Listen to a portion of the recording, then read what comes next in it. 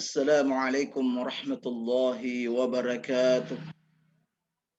Hamdan wa syukran lillah. Salatan wa salaman ala rasulillah. Wa ala alihi wa sahbihi wa mawala amma ba'du. Kaum muslimin dan muslimat yang sama-sama dirahmati oleh Allah subhanahu wa ta'ala. Alhamdulillah, kita panjatkan syukur kehadirat Allah subhanahu wa ta'ala. Salawat serta salam kita kirimkan kepada junjungan Nabi besar kita Nabiullah Muhammad sallallahu alaihi wasallam. Kaum muslimin dan muslimat yang sama-sama dimuliakan oleh Allah Subhanahu wa taala. Insyaallah pada kajian kali ini kita akan lanjutkan materi kita, yaitu misteri terbukanya pintu-pintu langit di bulan Ramadan. Pada kajian sebelumnya kita sudah menjelaskan dua misteri. Dan kali ini kita akan jelaskan misteri yang terakhir atau misteri yang ketiga, yaitu bagaimana cara mendayagunakan momentum terbukanya pintu-pintu langit di bulan suci Ramadan.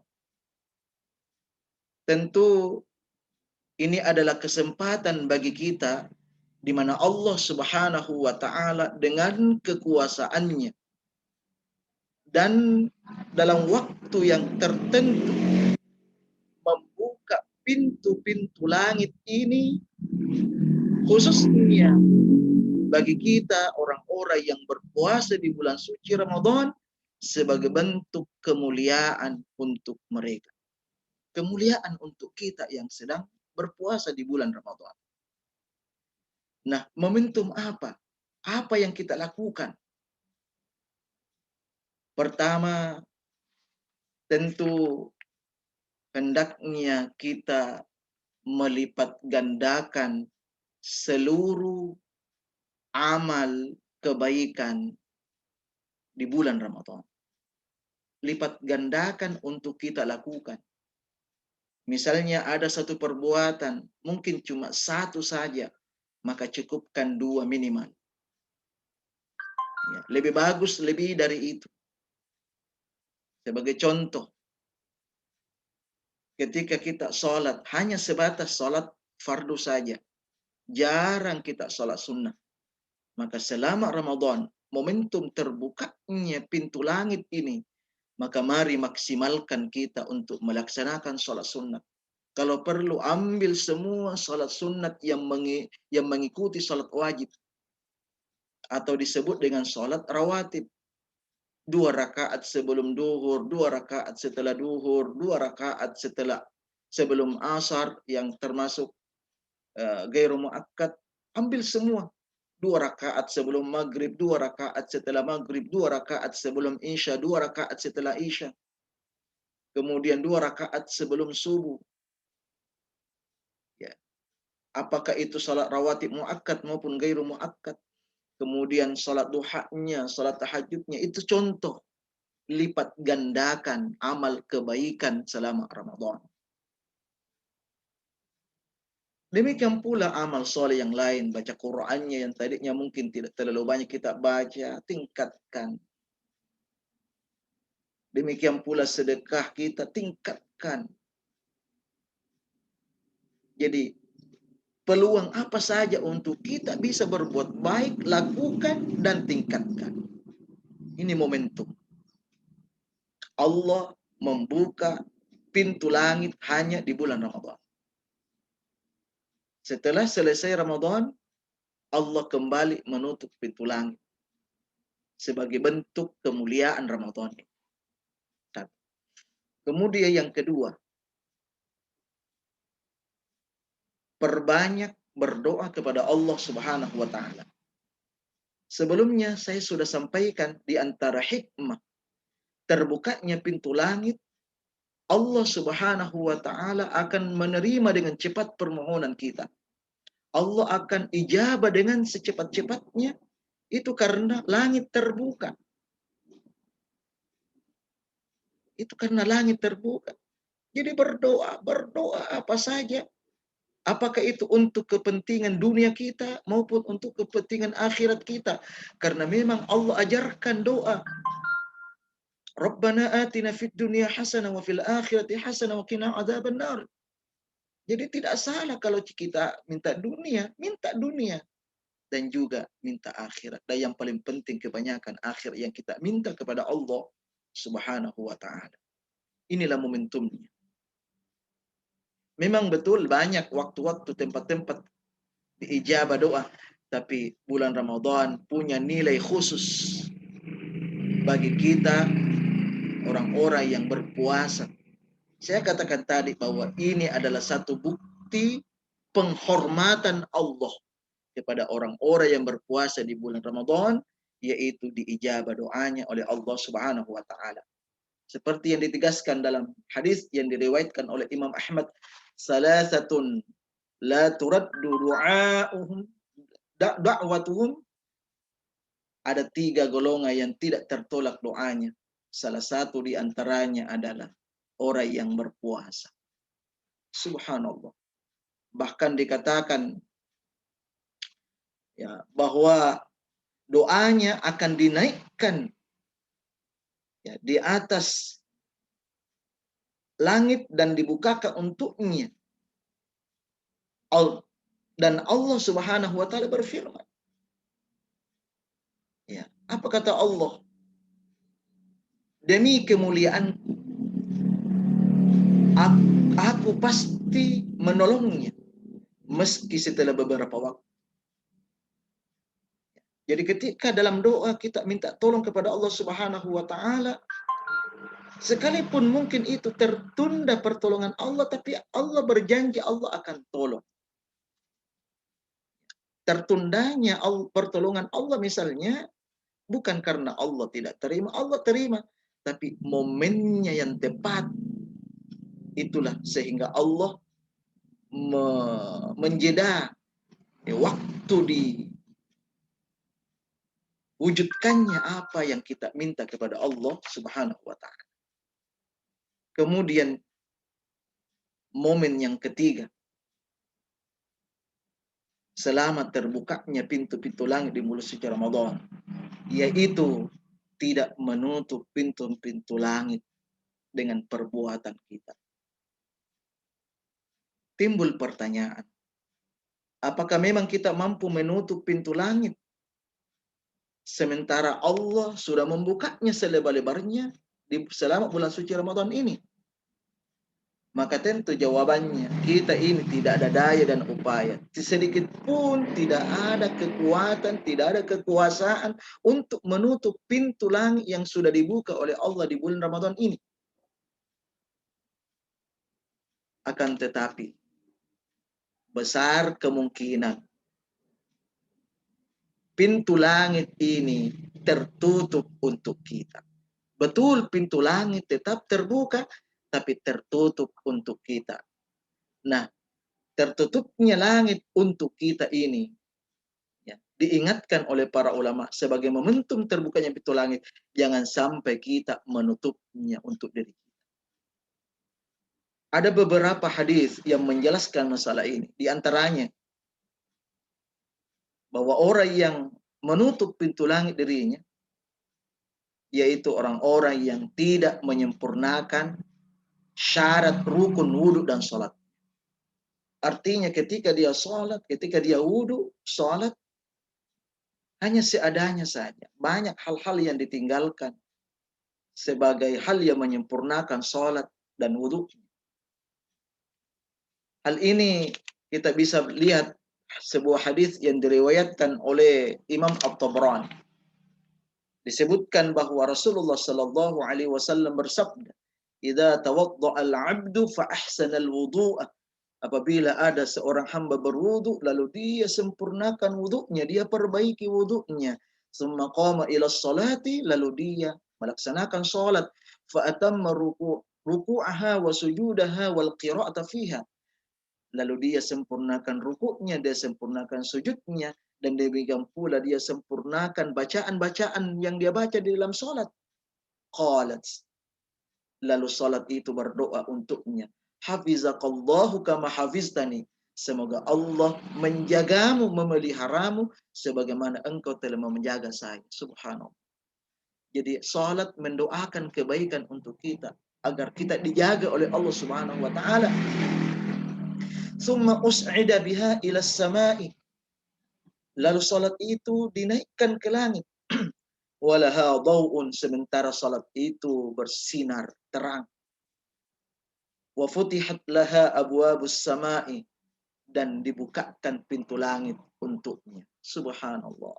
Sungguh beruntung orang-orang yang punya salat seperti itu.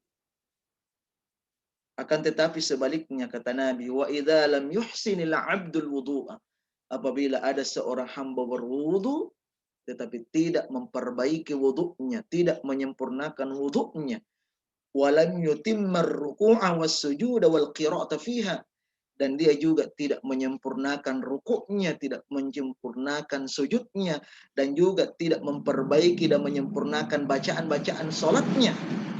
Qalat, lalu salat itu berkata, berdoa, mendoakan kita, dhayya'akallahu kama dhayya'tani. Semoga Allah menelantarkanmu, menyia-nyiakanmu sebagaimana engkau telah menelantarkan saya, menyia-nyiakan saya. Na'udzubillah, summa na'udzubillah.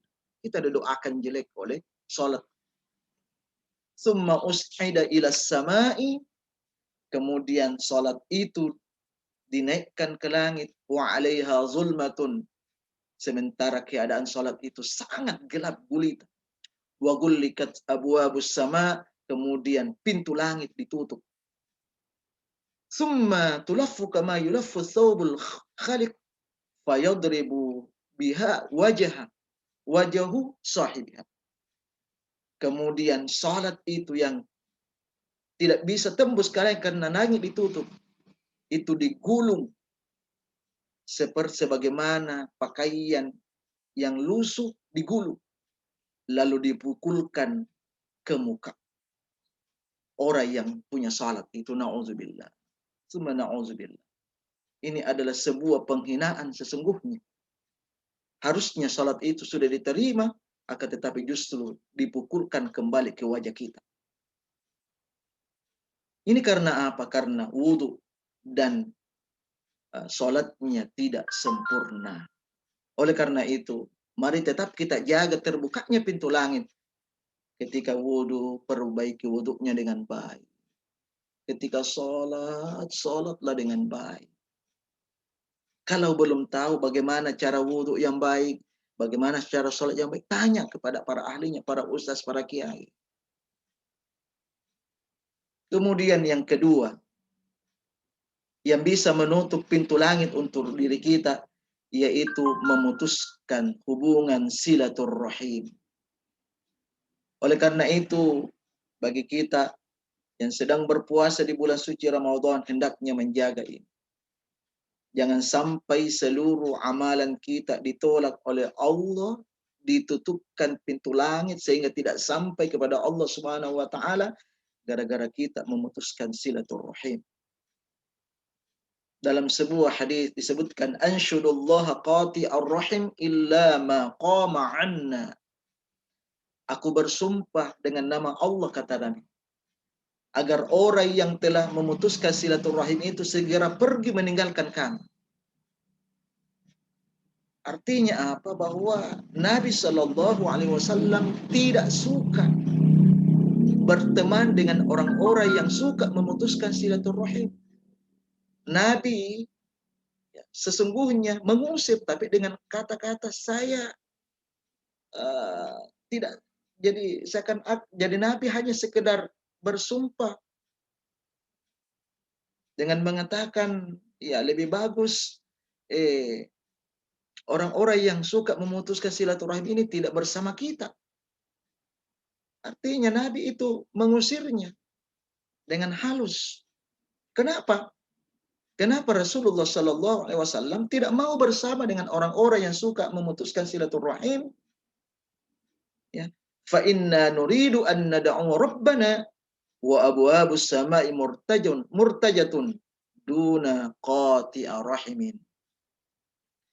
Ya, karena sesungguhnya ingin berdoa kepada Tuhan kami, kepada Allah Subhanahu wa taala, padahal pintu-pintu langit tertutup ya untuk orang-orang yang memutuskan silaturahim. Nabi tidak mau gara-gara orang-orang yang ada di dekatnya, yang ada di sekelilingnya, yang memutuskan silaturahim, penyebabnya sehingga doa Nabi tidak diterima karena ada di dekatnya orang-orang yang ditutup pintu langit untuk dia. Na'udzubillah summa na'udzubillah. Oleh karena itu, jaga silaturahim. Jaga silaturahim. Kemudian selanjutnya, ya, orang-orang yang menutup pintu langit untuk dirinya, yaitu orang-orang yang suka menghujat dan melaknat. Ini juga dihindari. Jadi selama Ramadan, jaga mulut kita. Dalam sebuah hadis yang diriwayatkan oleh Imam Abu Daud, diceritakan bahwa innal abda idza la'ana syai'an sa'idatil la'natu ila samai. Sesungguhnya apabila seorang hamba melaknat sesuatu, laknat itu akan naik ke langit. Jadi kalau ada orang melaknat, menghujat, maka laknatnya itu dan hujatannya itu naik ke langit. Fatughlaqu abwabus samai. Ya. Ketika dinaikkan ke langit, tapi langit dikunci oleh Allah Subhanahu, tertutup untuknya. Summa tahbitu ilal ardi. Kemudian turun lagi ke bumi. Itu laknat dan hujatannya itu. Ya. Fatughlaqu abwabuha. Pintu bumi lagi tertutup untuknya. Kemudian dia bergerak ke kanan, ke kiri. Tetapi tetap tertutup untuknya. Ya. Apabila ia tidak mendapatkan ruang untuk bergerak lagi.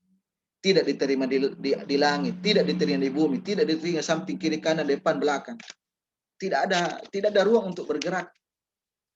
Maka laknatnya itu akan kembali kepada orang yang dilaknat. Ya. Jadi kembali kepada orang yang dilaknat. Tapi jika kalau laknatnya itu benar, tapi jika laknatnya tidak tepat, tidak sepatutnya dilaknat. Kalau memang patut dilaknat, misalnya para pembunuh, penghafal Al-Quran misalnya, atau para penista agama, kita laknat. Itu memang wajar kita laknat. Itu ke orang yang kita laknat itu. Akan tetapi kalau tidak tepat, itu tidak boleh kita tidak boleh kita melaknatnya, tapi kita laknat. Ya itu orang yang tidak tepat. Maka laknat dan hujatan itu kembali kepada orang yang mengeluarkan laknat kepada kita yang melaknat. Na'udzubillah. Ditutup pintu langit, kemudian dikembalikan kepada kita. Kalau itu tidak tepat, kalau tepat, maka itu ditujukan kepada orang yang dilaknat. Kemudian yang terakhir, momentum dibukanya pintu-pintu langit ini jangan kita tutup dengan bersikap sombong dan mendustakan ayat-ayat Allah Subhanahu wa taala. Allah berfirman, "Innal ladzina kazzabu biayatina wastakbaru anha la tufattahu lahum abwabus sama." Sesungguhnya orang-orang yang mendustakan ayat-ayat kami dan dia menyombongkan dirinya di hadapan dirinya terhadap Al-Quran, la tufattahu lahum abwabus sama, maka tidak akan dibukakan bagi mereka pintu-pintu langit, tertutup untuknya. Oleh karena itu marilah kita cintai Al-Quran, kita dekati Al-Quran. Bagaimana caranya? Kita baca dengan penuh keikhlasan, dengan senang hati. Kemudian kita pelajari apa makna-makna ayat yang kita baca. Lalu kita pahami isinya seperti apa. Kita tadabburi secara mendalam, kita pahami. Dan yang lebih penting, kita amalkan ayat-ayat yang telah Allah sampaikan. Dan kita bersikap tawadhu terhadap Al-Quran. Maka insya Allah justru Al-Qur'anlah yang memberikan pertolongan kepada kita, yang membantu kita untuk bisa sampai kepada Allah Subhanahu wa taala. Apakah itu amal kebaikan kita maupun doa-doa kita. Kaum muslimin dan muslimat yang sama-sama dirahmati oleh Allah Subhanahu wa taala. Inilah kajian kita atau bagian akhir dari misteri terbukanya pintu-pintu langit di bulan suci Ramadan. Mudah-mudahan ini bisa menginspirasi kita sekaligus memotivasi kita untuk betul-betul memanfaatkan bulan Ramadan tahun ini untuk melakukan amal sebanyak-banyaknya, dan tentu sarana untuk meningkatkan iman kita, dan insya Allah kita akan mendapatkan nilai yang terbaik di sisi Allah Subhanahu wa taala. Insya Allah misteri berikutnya kita akan lanjutkan pada kajian berikutnya. Insya Allah. Wallahul musta'an wa alaihi tiklan. Assalamualaikum warahmatullahi wabarakatuh.